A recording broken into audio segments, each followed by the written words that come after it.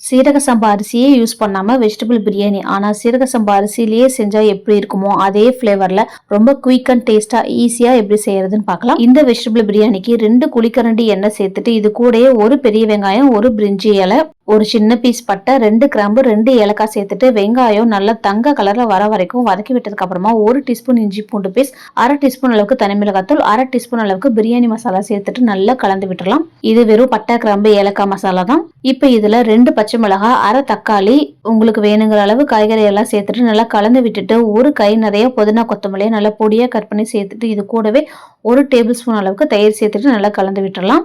நான் இன்னைக்கு இதுல பச்சரிசி யூஸ் பண்ணிருக்கேன். 1 கப் பச்சரிசிக்கு 2 கப் அளவுக்கு தண்ணி சேர்த்துட்டு தேவையான அளவு உப்பு சேர்த்துட்டு ஒரு 5 நிமிஷம் மீடியம் ஃப்ளேம்லயே நல்லா வேக வச்சுக்கலாம். அப்பதான் காய்கறி எல்லாம் நல்லா வெந்துரும். 5 நிமிஷத்துக்கு அப்புறமா ஊற வச்ச 1 கப் அளவுக்கு பச்சரிசி சேர்த்துட்டு நல்லா கலந்து விட்டுட்டு மூடி போட்டு லோ ஃப்ளேம்ல வச்சுட்டு அரிசி தண்ணி ரெண்டுமே ஈக்குவல் லெவல்ல வர வரைக்கும் நல்லா சுண்ட வச்சுக்கலாம்.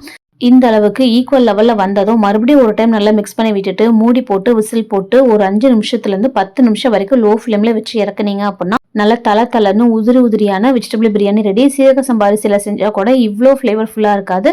கண்டிப்பா ஒரு டைம் பச்சரிசியிலே ட்ரை பண்ணி பாருங்க. அவ்வளோ சூப்பரா இருக்கும். குழந்தைங்கள்ல இருந்து எல்லாத்துக்கும் ரொம்ப பிடிக்கும். ட்ரை பண்ணி பாருங்க.